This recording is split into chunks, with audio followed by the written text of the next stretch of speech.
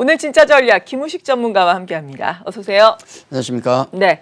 국내 증시 어제는 뭐 코스피와 코스닥이 엇갈리기는 했지만 그래도 네. 코스피를 중심으로 외국인의 수급이 요즘 3거래일 연속 비교적 큰 폭으로 들어오고 있잖아요. 그렇죠. 어떻게 보면 수급의 손바뀜 우리가 생각을 해볼 수 있을 네. 것 같은데 개인 투자자들이 수익을 내기에는 어떻다라고 생각을 하세요? 뭐 장이 지수가 올라가면 네. 사실 좋을 것 같지만은 안 그럴 수도 있습니다. 분명히 지수 관련 일부 종목이 치고 나가기 때문에 그렇게 되면 그걸 가지고 있는 분들은 해피하겠지만은 나머지 분들은 재미가 없거든요. 네. 아마 지금 같은 장, 그러니까 옆으로 기는 장, 뭐 횡보를 하는데 좀 단단한 장에서는 아마 선수들 기준으로 봤을 때는 수익이 더 날 겁니다. 지금 장이 수익이 더 날 수 있거든요. 그래서 지수 같은 경우는 저도 뭐 한 달 전부터 좀 고정될 거란 말씀을 드렸지만은 지금은 종목 쪽에 좀 집중을 해야 되는 장이 아닌가라는 말씀을 좀 드리겠고, 전체적인 시장을 우선 좀 보면서 말씀을 좀 드려야 될 것 같아요. 네. 제가 보는 판단 기준은 뭐 그냥 명쾌하게 세 개로 본다고 말씀드렸습니다. 변이 코로나 관련된 것, 혹시 백신 무력화시키지 않는지, 그다음에 고경일 특검의 추이, 연준 스탠스로 봐야 되겠는데, 우선 이제 말씀하셨지만 외국인의 수급이 좀 돌아오는 모습이 보여요. 2월 들어서는 순매수로 돌아섰습니다. 그렇죠. 반가울 수밖에 없죠. 네. 근데 좀 길게 생각하면 그림 하나 좀 보여드리겠는데, 이게 2020년 작년부터 올해까지의 외국인 누적 매매 동향입니다. 이걸 보시면 뭐 작년 초부터 해서 그다음에 뭐 3월 같은 경우는 코로나 관련해서 상당한 많은 매도량을 보였고, 그 이후에 보시면 사는 것 같지만은 안 사고 있어요. 그러네요. 길게 보면 매도예요. 여기 네. 작년 그 11월에 우리 증시가 3,000포인트를 가기 직전에 불을 붙이는 외국인 모습이 잠깐 보였지만은 매수 후에 또 매도. 그리고 지금 2월 매수 들어온다고 하지만은 요거거든요. 꼴랑 요겁니다. 네. 요거 보고 뭐 외국인 추세가 바뀌었구나 얘기하기는 아직은 좀 더 봐야 되겠다. 네. 요거 미미하다 말씀드리겠고, 다만 요런 약간의 변화를 모습에 보이는 것은 뭔가 이유가 있지 않겠습니까? 그걸 찾아보면 아무래도 미국 코로나 확진자 수 같은 경우가 추이가 상당히 많이 감소를 하고 있어요.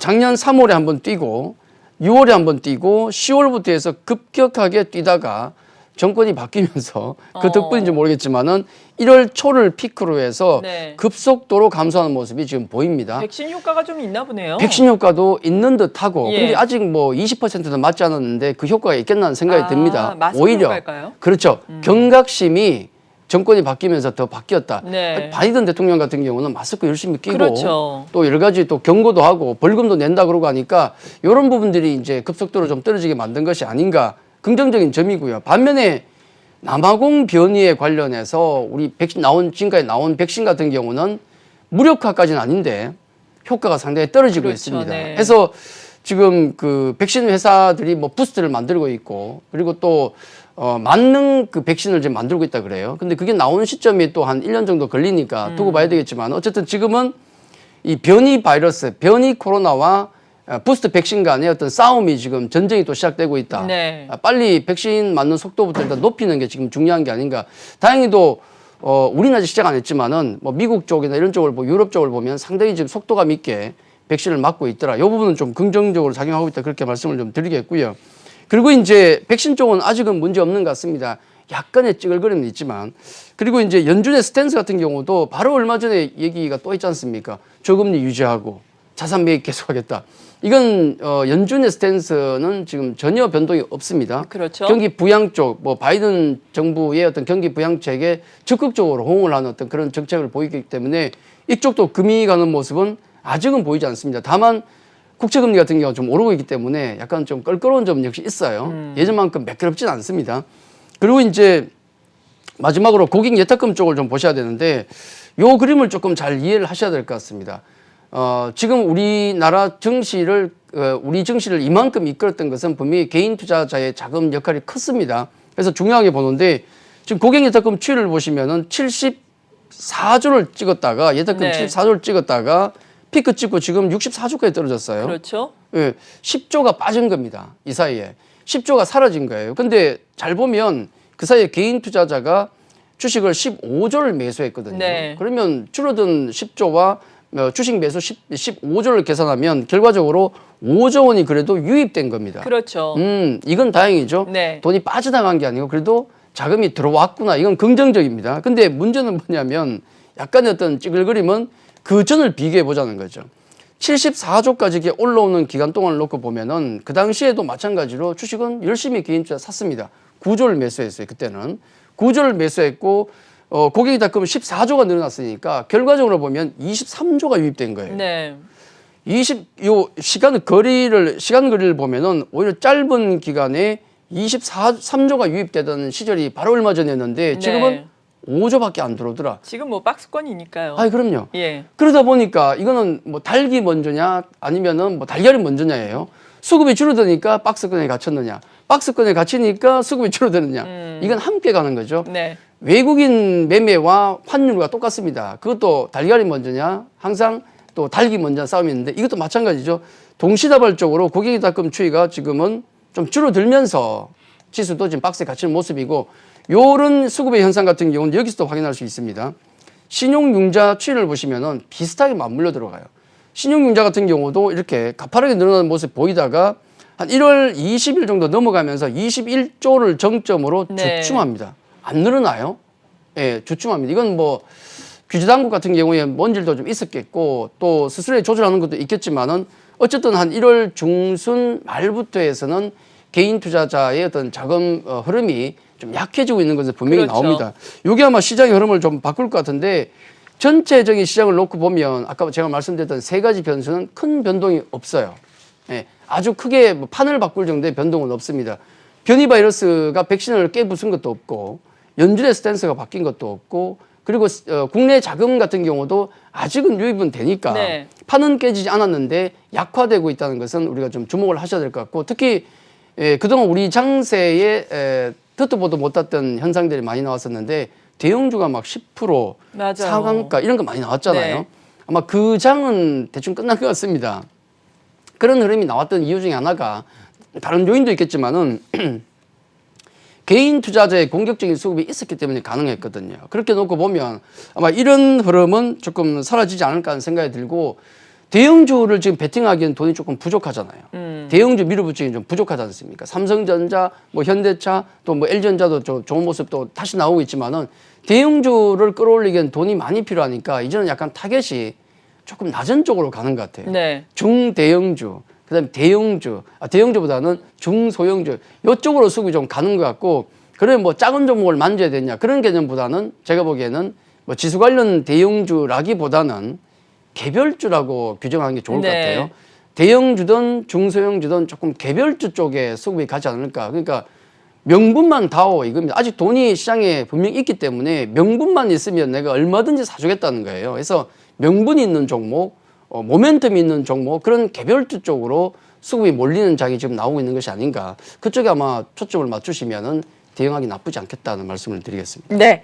그렇다면 어떤 개별주를 봐야 할지 알아보겠습니다. 지난주에 일단 좀 특이점이 왔다라고 말씀을 해주신 종목들이 잘 갔어요. 카카오 약간 지지부진한 흐름을 보이다가 갑자기 또 상승 동력을 키우면서 50만 원을 또 돌파를 했습니다. 인텍 플러스도 개별주 내에서 흐름이 그렇죠. 상당히 좋아요. 며칠 전에는 뭐 17%가 가까이 급등을 하기도 했었는데 이 두 종목 먼저 살펴보도록 할까요? 예, 카카오는 뭐 언택주의 네. 대표주로서 급등 10% 이상 나왔고요. 한 주 좋았죠. 동안. 그다음에 이건 설명이 필요 없습니다. 설명이 필요 거의 없는 것 같고 워낙 얘기 많이 나오니까. 근데 인텍플러스가 한 주 동안에 20% 이상 급등이 네. 나왔는데 인텍플러스가 아니고 이제 인텍플러스입니다. 네. 많이 헷갈리시는 분이 맞아요. 계신 것 같아요. 그죠? 비슷해요. 인텍플러스입니다. 이 반도체 관련주예요. 이 친구가 그 차트를 보면은 지난번에 제가 언급했을 때는 거의 한 50% 한번 폭등이 나왔었고 그리고 그 이후에 워낙에 급등이 나왔기 때문에 제가 한번 뺐다가 다시 집어넣은 거예요. 네. 다시 집어넣고 다시 뭐 20% 폭등을 했는데 요거 지난주에 제가 그런 말씀 드렸잖아요. 리포트가 20페이지 이상짜리가 나왔다. 아, 맞아요. 그 종목 아닙니까? 예. 20페이지 이상짜리 리포트가 나오면 그 정성을 봐서라도 예의상 매수를 해야 된다 말씀을 네. 드렸는데 이건 제가 농반진반으로 말씀드렸지만은 조금은 제가 이해를 하고 넘어가는 게 좋을 것 같아요. 왜 그런 말씀을 드렸냐면 증권가의 어떤 그 돌아가는 시스템, 메커니즘을 조금 아시는 분은 아마 제가 지난주에 그런 말씀 드렸을 때 이해를 하셨을 겁니다. 네. 무슨 말인지. 애널리스트가 20페이지 이상의 리포트를 썼다는 것은 이 종목에 대해서 굉장히 공부를 많이 했다는 겁니다. 그렇죠. 많이 파악을 하고 있고. 근데 또 나쁜 종목인데 실적이 안 좋은 종목인데 그렇게 길게 쓸 장문의 리포트 필요 없잖아요. 네, 맞아요. 애널리스트는 리포트를 쓰고 나서 끝나는 게 아니고 리포트를 쓰고 나서 그 다음부터 더 중요합니다. 네. PT를 하러 다니죠. 열심히 세일을 하러 다녀요. 그만큼의 리포트를 썼으면 장문의 리포트를 썼으면 자신 있다는 것이고 그러면 세일을 하고 다니잖아요. 이거 사봐라. 이거 사봐라. 매니저한테 뭐 브로커한테 얼마나 많은 홍보를 하겠습니까? 세일을 하겠습니까? 그런 세일이 수급을 이끌고 그러다 보니까 주가가 올라가는 현상이 네. 많거든요. 그래서 단순하게 뭐 20페이지, 30페이지 나오면 사야 되느냐 그건 아니고 그런 종목들의 특징이 애널리스트가 굉장히 열심히 한다는 것, 그 이후의 활동이 열심히 하는 것을 생각하면 앞으로도 만약에 한 20페이지, 30페이지 리포트가 나온다. 네. 그러면 그런 종목들은 일단 예의상 한번 사주시면 충분히 네. 수익을 날 수 있기 때문에 물론 리포트 내용도 확인을 해봐야 되겠죠. 아, 그럼요. 당연하죠. 당연히. 내용은 제가 확인해보라고 말씀드렸지만 네. 굉장히 좋은 내용이었다는 말씀까지 드리면서 인텍플러스 같은 경우는 반도체 관련주기 때문에 상당히 지금 관심이 집중된 종목들 아니겠습니까? 네. 그래서 뭐 추가적인 상승도 너무 급등이 나왔지만은 좀 쉬었다가 추가적인 상승도 나올 수 있는 종목이라는 말씀을 좀 드리겠고 그리고 이제 최근에 제가 뭐 3C 관련주 얘기를 하지만은 최근에 뭐 아까 제가 말씀드린 것 중에 하나가 그거 아닙니까? 뭐 명분을 다오. 그럼 내가 얼마든지 사주겠다는 거 아니에요. 지금 명분으로 얘기 나오는 것은 뭐 쿠팡 관련 얘기 많이 나오고 네. 반도체 얘기 많이 나오고 또 얘기 많이 나오는 게 또 메타버스 관련 얘기 많이 나오더라고요. 맞아요. 예, 그런 거 콘텐츠 얘기 많이 나오는데 이런 명분만 있으면 얼마든지 주가는 올라갈 수 있다는 것인데 제가 이 3C 관련주는 10월 말부터 말씀드린 거예요. 네. 이 종목들 컨셉을 잡았는데 다만 이제 한 달 전부터 경기 민감 섹터는 조정 시에만 매수하라는 말씀을 제가 계속 강조의 말씀을 드렸습니다. 요 부분은 계속 체크를 하셔야 되겠고 네. 뭐 삼성전자, LG전자 등등등에서 이 시크릿컬 종목들 같은 경우는 역시 박스권 매매하는 게 지금 맞겠다는 말씀을 좀 드리겠고요. 컨택주 관련해서는 여전히 뭐 아직은 관심을 가져도 좋을 것 같은데 빅히트를 말씀드리고 나서 지금 50% 이상 올랐습니다. 그럼에도 불구하고 밸류로 놓고 봤을 때 아직도 더 가야 된다. 저는 그렇게 말씀을 드리고 네. 싶고 최근에 가장 제가 주목하는 쪽이 역시 컨센서스 상향 섹터인데 네이버 지금 메타버스 관련된 얘기 많이 나오는데 가상세계 관련 얘기 아니겠습니까? 요 관련주는 이미 우리 실시 관련주에 다 들어있는데 네이버라든지 그다음에 NC소프트, 카카오, 빅히트 요 종목들이 사실은 메타버스 관련이에요. 가상세계. 뭐 다른 종목들 얘기 많이 나오긴 하겠지만 가상세계라는 게 사실은 우리가 게임 회사들이 만든 게임 속에는 이미 다 갖춰져 있습니다.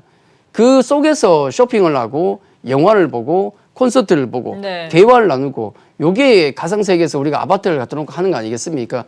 그러면 핵심적인 것은 역시 플랫폼이죠. 사람을 모이게 하는 게 가장 중요한데 그게 바로 플랫폼입니다.